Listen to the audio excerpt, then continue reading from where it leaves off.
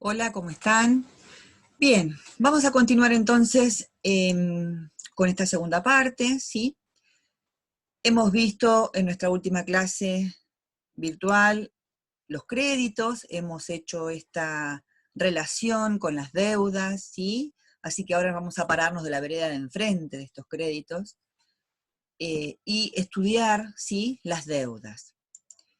Bien, comenzaremos entonces primero con estas deudas ciertas o compromisos ciertos o pasivos ciertos u obligaciones ciertas también, ¿sí? Esta es la terminología generalizada, optamos por una o por otra.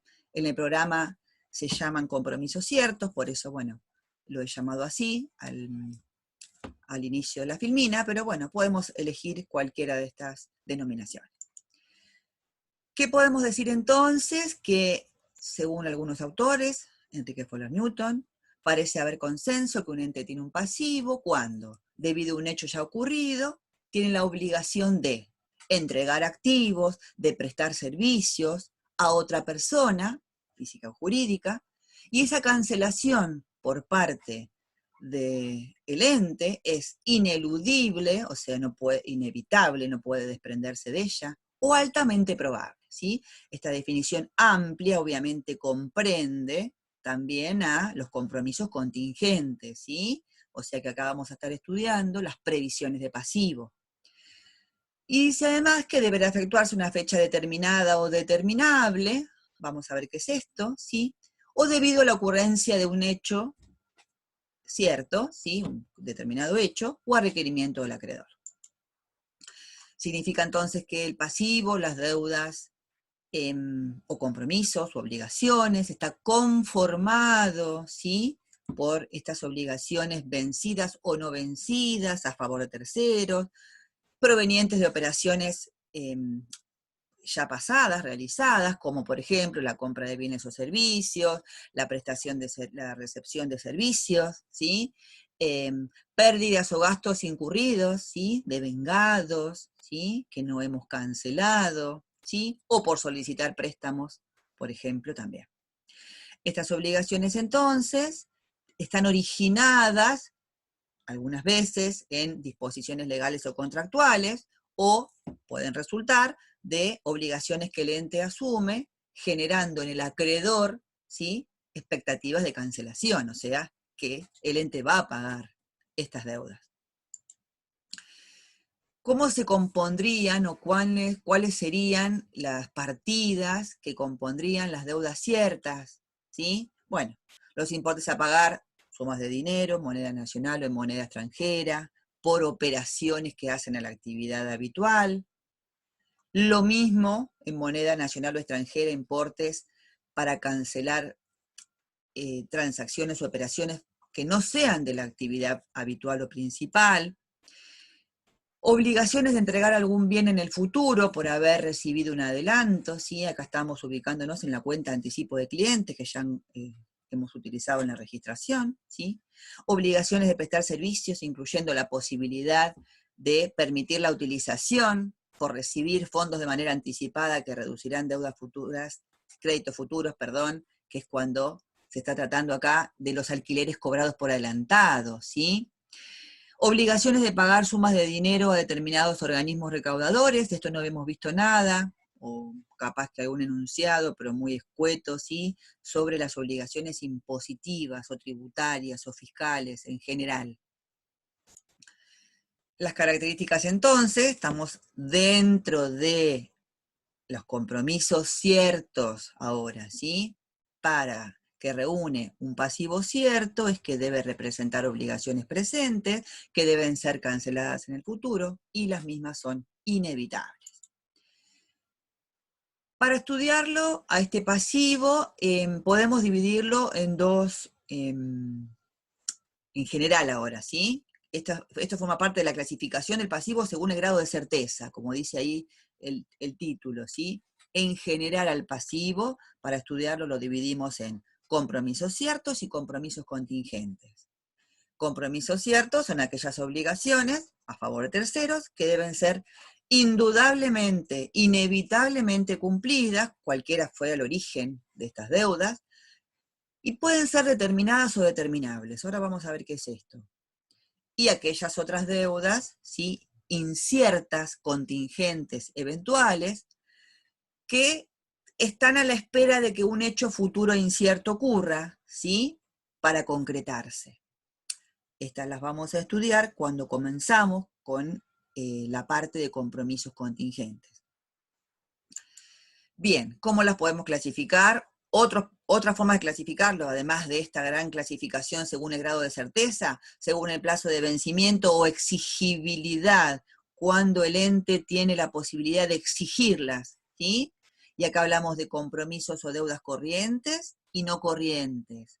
Esta clasificación es la que hace a que estas deudas se muestren en la situación patrimonial del ente, en el pasivo corriente o en el pasivo no corriente, ¿sí? Y dentro del pasivo corriente van a estar aquellas deudas, ¿sí?, que están vencidas o que vencerán dentro de los 12 meses contados a partir del cierre del ejercicio.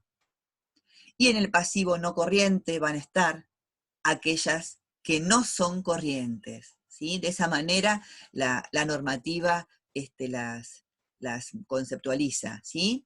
Entonces, todos aquellos pasivos que vencen luego de los 12 meses, contados a partir del cierre del ejercicio, van a formar parte de las deudas no corrientes. Respecto a la instrumentación, lo hablamos ya con los créditos, ¿sí?, documentados, no documentados, con intereses, sin intereses, incluidos, no incluidos, de manera adelantada, de manera vencida, igual que con los créditos. Según la forma de cancelación, hacemos el paralelismo con los créditos, según la forma de cobro. Acá en lugar de hacer cobrados es hacer cancelados, entregando bienes, entregando dinero, prestando servicios, asumiendo otro compromiso. Según la garantía, misma clasificación que los créditos, ¿sí? Y acá no, por supuesto, según la naturaleza del hecho que perfecciona esta deuda. Es decir, podemos decir de manera más casera, según quién es el acreedor. Entonces, tenemos deudas comerciales, que hacen a la actividad principal, préstamos o deudas financieras, que son aquellas en las cuales el ente se endeuda por obtener financiación, por ejemplo, de bancos o de instituciones financieras, ¿sí?, préstamos. Remuneraciones y cargas sociales, que tiene que ver con las deudas que el ente tiene con sus empleados y los organismos recaudadores de las cargas sociales, que ahora vamos a ver más profundamente a continuación. Las deudas fiscales o deudas impositivas o cargas fiscales, como lo llama hoy la normativa, que tienen que ver con la obligación de tributar impuestos y tasas que tienen los entes, y otros compromisos o deudas, ¿sí? Bien, vamos a comenzar entonces primero con el reconocimiento contable, como lo hemos hecho, con la medición inicial. Algo ya hemos visto de la medición inicial cuando hablamos de las operaciones con intereses, ¿sí? Y en particular vamos a ver las remuneraciones y cargas sociales, porque tienen una particularidad en la registración, de las cargas fiscales, no así tan de manera exhaustiva, ¿sí?, porque es un tema que van a ver en materias superiores, y el reconocimiento de contingencias relacionadas, al igual que lo hicimos con las contingencias vinculadas a los créditos, ¿sí?, que vimos las previsiones de activo, en particular las previsiones para deudores incobrables. Acá vamos a ver las previsiones de pasivo, ¿sí? Bien, respecto al reconocimiento contable, entonces decimos que debe existir un hecho pasado que le dé origen a la obligación, la que será cancelada con certeza, estamos dentro de los compromisos ciertos, ¿sí? Y su medición en moneda debe ser sobre bases confiables. Ya dijimos que la cuantificación o medición de un elemento patrimonial debe ser hecho sobre bases objetivas de medición, ¿sí? En general los montos y las fechas de vencimiento se encuentran estipulados, y acá tenemos la diferenciación. Estas deudas ciertas, donde conocemos con seguridad la fecha de vencimiento y el monto de la deuda, se conocen como deudas determinadas, ¿sí? En cambio, si las deudas son ciertas, pero no conocemos con exactitud la fecha de vencimiento o el monto, no lo conocemos con exactitud, a estas deudas ciertas que deben ser inevitablemente canceladas, las llamamos determinables. ¿Y saben cómo surgen estas deudas? Surgen de la aplicación del criterio de devengado, ¿sí? Para imputar costos y gastos a los periodos, ¿sí? Recuerden el ejemplo cuando no conocíamos con exactitud, por ejemplo, el importe de, por ejemplo, del consumo de luz, ¿sí? Y bueno, si estaba por cerrar el ejercicio y teníamos alguna manera de averiguar de manera aproximada el monto, ¿sí? Necesitábamos apropiar el resultado de la luz consumida en el ejercicio y, consecuencia, nacería este pasivo cierto determinable que, bueno, cuando conozcamos con exactitud el importe, se ajustaría en el futuro, ¿sí? Bien. Respecto a las reglas de medición inicial, medición contable inicial, bueno, un compromiso debería basarse en valores del momento de su reconocimiento contable, ¿sí? Que en general se corresponde con el de los bienes o servicios que constituyen tal contraprestación. Compro mercaderías a plazo, la medición del pasivo debería hacerse en el momento del reconocimiento contable de la compra. Pero ya hemos visto, y más profundamente que ahora, por eso no hacemos simplemente referencia, que si se trata de una operación a plazo y hay un costo atribuible por la financiación, estos intereses que debemos cancelar por haber recibido financiación del proveedor, ¿sí? Van a ser resultados que se van a apropiar al periodo de la financiación. Entonces, debemos medir a estos pasivos, ¿sí? De manera que, por diferencia entre el momento del reconocimiento y el momento del vencimiento, podamos distinguir estos intereses, ¿sí? Aún no devengados. Bien, vayamos entonces, según dijimos el orden del abordaje de la clase, a ver qué es esto de las deudas sociales o remuneraciones y cargas sociales, ¿sí? Son las que están originadas en los servicios prestados por el personal en relación de dependencia, que reciben el nombre de empleados. El ente tiene empleados que trabajan en los distintos sectores del ente, ¿sí?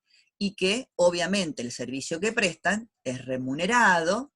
Hemos dicho que podemos llamar sueldos, haberes, remuneraciones a este concepto, ¿sí? Entonces, la obligación en qué consiste que le genera al ente estos servicios recibidos por sus empleados, ¿sí? En pagarle al empleado una remuneración neta, neta o de bolsillo. ¿De qué neta? De las retenciones que le correspondan según la normativa, leyes previsionales. Y, además, el ente tiene un pasivo para con los organismos recaudadores de estas retenciones, ¿sí? Más otros componentes a los que llamamos cargas sociales. Entonces, las remuneraciones brutas, se forman de distintos conceptos: el sueldo bruto, la antigüedad del empleado, horas extras si trabajó, el título profesional si tiene, elementos que no tiene sentido profundizar porque nosotros tenemos que aprender en Conta 1 a registrar un devengamiento de sueldos correctamente, no a liquidar un sueldo, ¿sí? Entonces, estas remuneraciones brutas para el ente le representan un gasto o un costo, porque si estamos hablando de un ente industrial, ¿sí? Las remuneraciones brutas van a formar parte del costo de producir los activos, ¿sí? Y estas remuneraciones brutas entonces generan compromiso o obligaciones a favor de distintos terceros. En realidad, a favor de dos tipos de terceros. Uno, los empleados, que recibirán el importe bruto menos las retenciones que tienen que ver con los conceptos que los empleados deben aportar.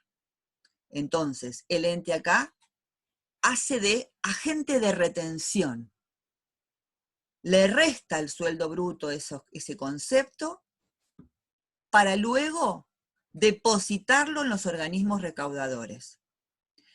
Y entonces además tenemos como otro sujeto, otro acreedor diferente a los organismos recaudadores por los importes que retenemos a los empleados y luego deben ser depositados. Pero aquí no termina, porque además de cumplir con depositarle a los organismos recaudadores los importes retenidos de los sueldos brutos de los empleados, el ente debe contribuir, y acá está el nombre, contribuciones patronales de patrón. El ente es el empleador o patrón, ¿sí? Entonces, estas contribuciones patronales, ¿sí?, que representan un resultado o el costo de algún activo, si se trata de un ente industrial, generan también pasivos hacia los organismos recaudadores. Estos pasivos como las retenciones practicadas a los empleados de los sueldos brutos, más las contribuciones patronales a depositar, tienen un vencimiento en general estipulado por ley o normas. Ejemplo. La empresa posee personal en relación de dependencia, empleados, ¿sí?, y las remuneraciones del mes de enero, según corresponde al convenio colectivo, en qué rama de la actividad se desempeñan, etcétera, etcétera, sueldos brutos, y acá diferenciamos. Esta diferenciación es importante a los efectos de clasificar a los resultados, porque seguramente el ente necesitará brindar información interna y luego en la exposición va a pasar, ¿sí?, de el sector al cual contribuye este resultado. Entonces, separamos a los sueldos de los empleados del sector administrativo y los sueldos de los empleados del sector comercialización o ventas. Es lo mismo, comercialización o venta. Suponemos estos montos brutos. Sepamos que según ejemplo, aproximadamente es así, no vamos a andar en cuestiones específicas, que estas remuneraciones brutas están sujetas a retenciones. Retenciones, saco del sueldo bruto, no se lo doy al empleado de bolsillo, pero el ente lo tiene que depositar en el organismo recaudador. Por eso decimos que en definitiva estas retenciones son aportes de los empleados. Es lo que los empleados no hacen por su cuenta, pero deben aportar.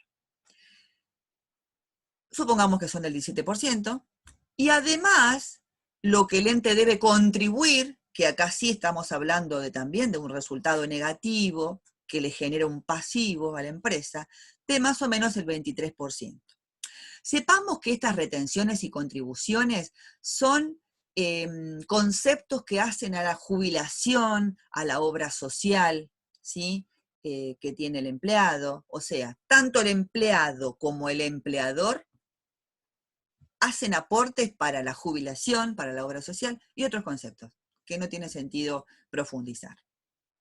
Entonces, ¿cómo sería la registración contable de un devengamiento de sueldos, ¿sí?, completo? Bueno, como el ente tiene interés en diferenciar los resultados del sector administración y del sector comercialización, de hecho esta información que luego va a tener que exponer así, tenemos entonces como resultados negativos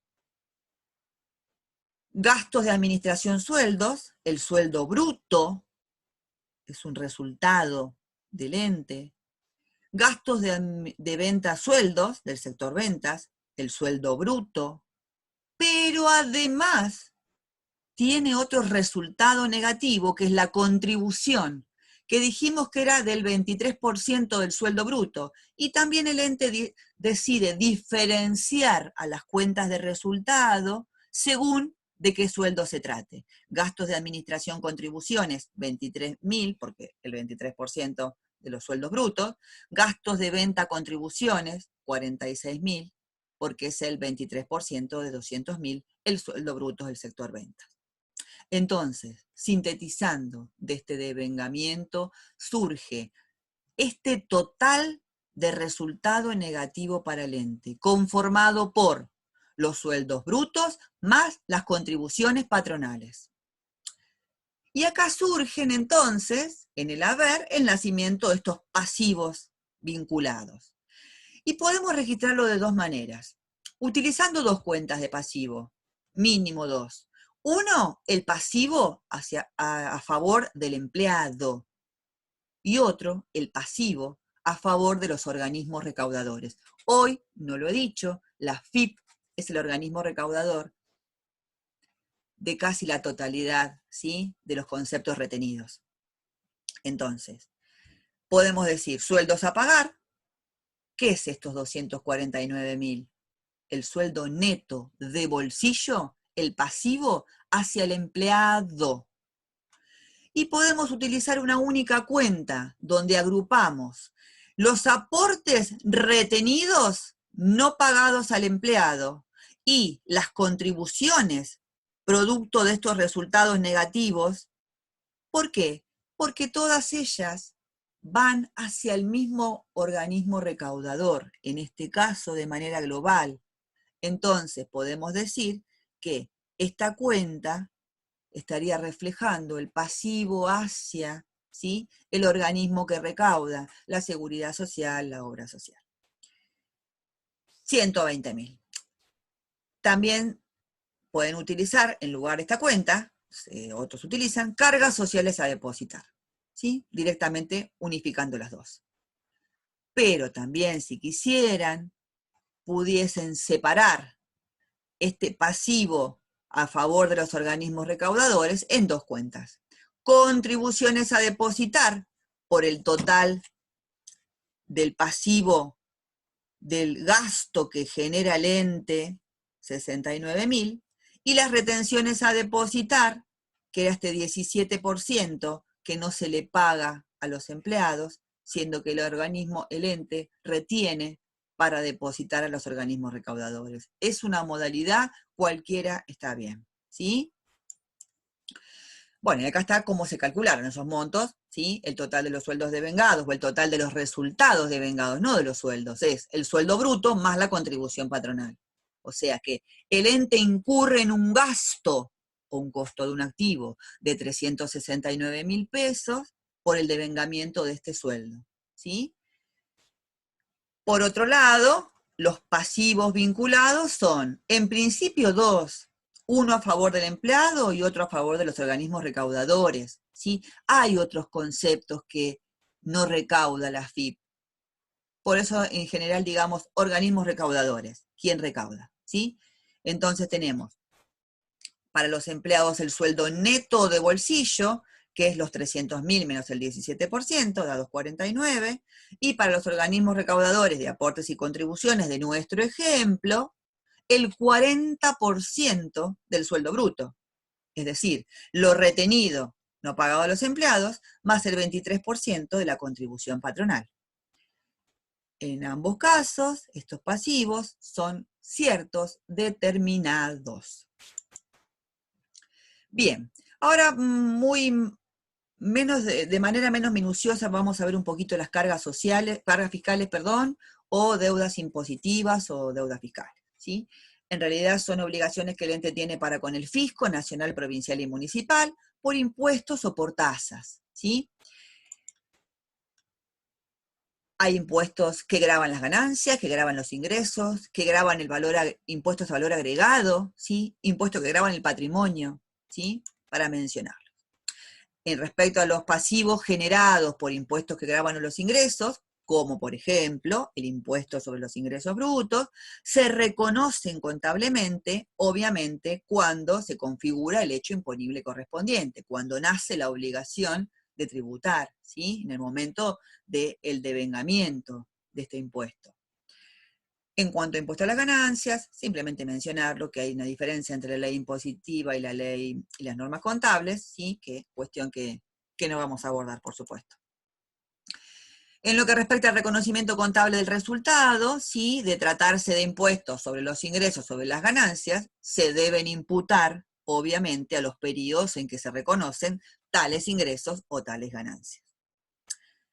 Respecto al IVA, sepamos que es un impuesto que no genera resultado a los entes, porque es un impuesto que es trasladable a terceros.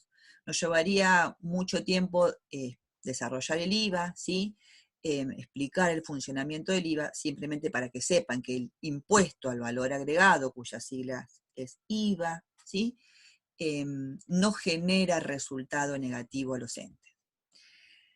En cuanto a los impuestos que gravan, por ejemplo, los rodados o los inmuebles, se imputan a los distintos periodos, impuesto inmobiliario, impuesto automotor.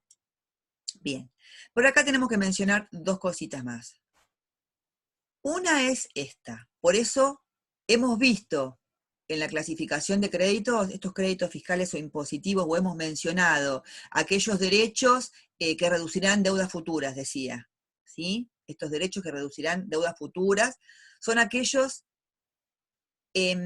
anticipos efectuados o retenciones o percepciones sufridas por el ente que se van a reconocer o se van a imputar contra el pasivo vinculado, ¿sí? Entonces el ente pudo haber hecho anticipos de un impuesto a pagar y luego en el momento del pago, este anticipo obviamente va a reducir el impuesto a pagar.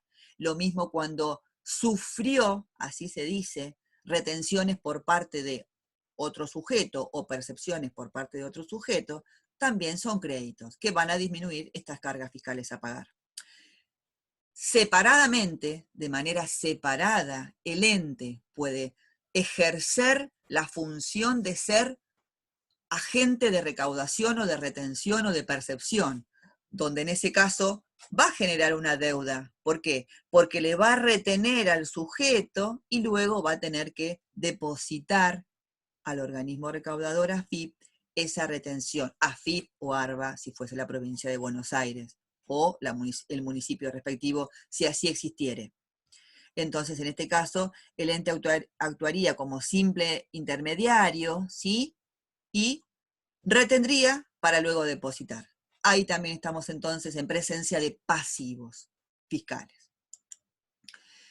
Respecto a la moneda extranjera, la contracara de los créditos en moneda extranjera. La contracara, a diferencia que acá aplicamos el tipo de cambio para operaciones de venta en lugar de tipo de cambio para operaciones de compra, ¿sí? Estas deudas en moneda extranjera pueden haber sido porque recibimos un préstamo en moneda extranjera o porque compramos bienes, ¿sí?, al exterior y la forma pactada es en moneda extranjera, y acá vamos a poder tener una diferencia del tipo de cambio en el momento de la compra y en el momento del pago, al igual que lo analizamos con el tipo de cambio al momento de la venta y el momento del cobro, ¿sí? Por eso acá dice abajo el pie de la filmina. Igual razonamiento se llevó a cabo cuando tratamos los créditos en moneda extranjera, ¿sí? Acá estamos compras en moneda extranjera y analizamos ventas en moneda extranjera, así que cuando analicen el material de manera conjunta, ¿sí?, van a ver que es como, se me ocurrió poner al principio, dos caras de una misma moneda, ¿sí?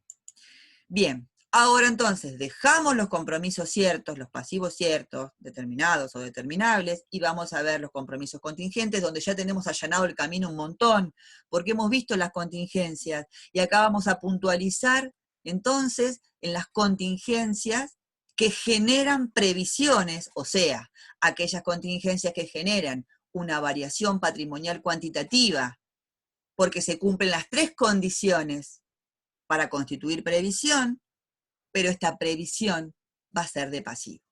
Cuando mencionamos los motivos por los cuales podría haber contingencias negativas, una de ellas era, por ejemplo, esta, que estaría ubicada dentro de estas contingencias.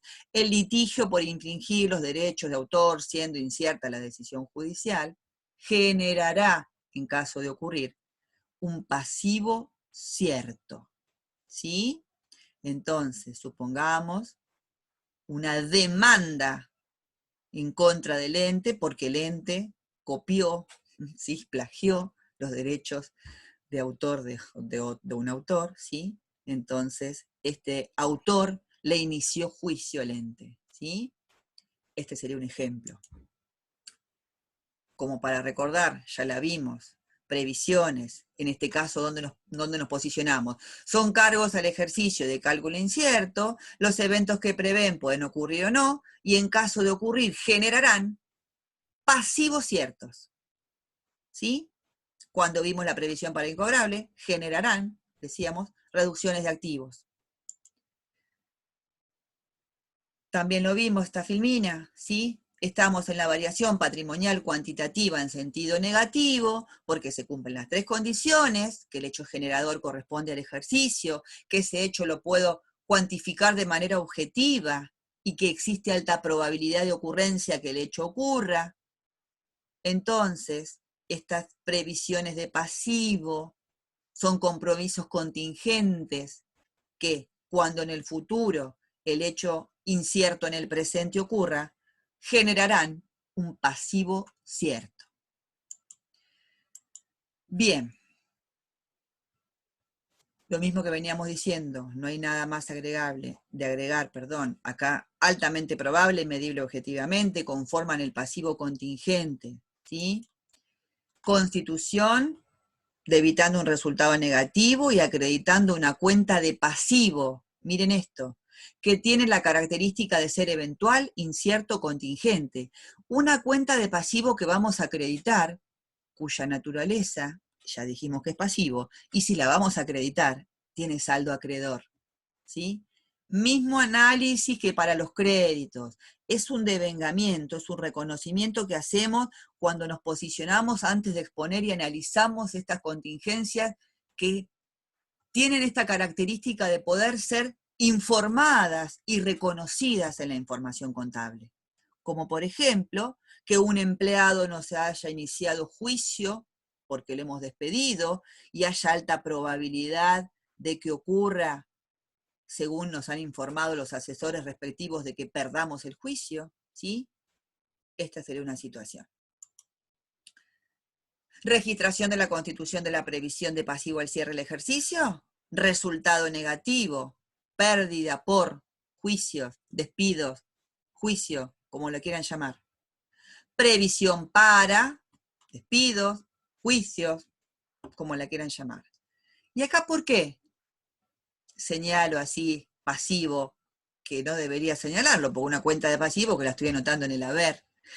Porque los años me han indicado, ¿sí?, que tienen como una confusión a veces generalizada en que, como la previsión de activo es patrimonial de activo con saldo acreedor, obviamente porque están haciendo en el haber, acá a veces confunden que esta cuenta es de pasivo con saldo natural pasivo, porque están haciendo o aumentando en el haber, ¿sí? No es una cuenta con función regularizadora. Cuando en el futuro suceda que se transforma en cierto que el ente perdió el juicio y hay un monto determinado por el juez que debemos cancelar, ¿sí? Entonces ese pasivo contingente se transforma en pasivo cierto y lo que generamos acá es la registración de una variación cualitativa, donde debitamos la previsión para cuenta de pasivo del componente pasivos contingentes,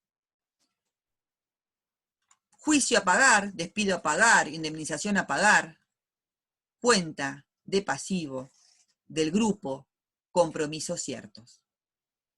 Ambas cuentas de pasivo.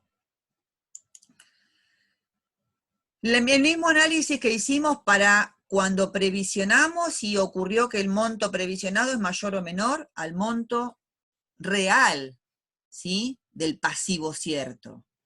Entonces, si el monto cierto es mayor, significa que al momento de utilizar la previsión no alcanzó. Debitamos la cuenta previsión de pasivo por el importe límite por el cual estaba constituida, no la podemos debitar por un importe mayor al que constituimos. Nace el pasivo cierto por el importe cierto determinado a pagar, ¿sí? Y por la diferencia reconocemos este resultado como faltante de previsión, o directamente si quieren poner juicios o despidos, resultado negativo, apropiable a este periodo. En caso inverso, la previsión constituida fue mayor y el importe a pagar fue menor. Cuando utilizamos la previsión quedó con saldo, al cierre del ejercicio quedó este saldo en este pasivo contingente, entonces lo que hacemos para ajustar el exceso o sobrante de este resultado negativo apropiado al anterior ejercicio, debitamos la previsión y acreditamos sobrante de previsión. Resultado positivo que va a beneficiar a este ejercicio, donde hemos utilizado la previsión. Mismo análisis. Previsión constituida en exceso o en defecto. En las registraciones recientes supusimos que sobró o faltó porque ocurrieron causas ajenas al ente que sucedió que haya surgido un sobrante o un faltante de previsión. Si en lugar de haber sido así, sobró o faltó previsión, porque el ente al momento de constituir esta previsión no analizó toda la información, no tuvo en cuenta todos los elementos de juicio que tenía a disposición para constituirla, es decir, el ente cometió un error o una omisión, o se produjo un cambio en las normas contables.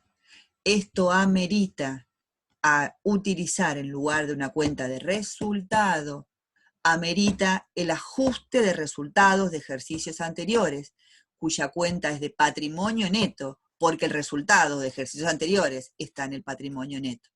¿Sí? Bien, creo que nada más. Nuevamente la bibliografía propuesta. Bueno, y nos seguimos viendo en las próximas clases, con los próximos elementos del activo. Ya el pasivo está abordado, del activo digamos que nos faltaría abordar. Así que bueno, nos estamos viendo. Adiós.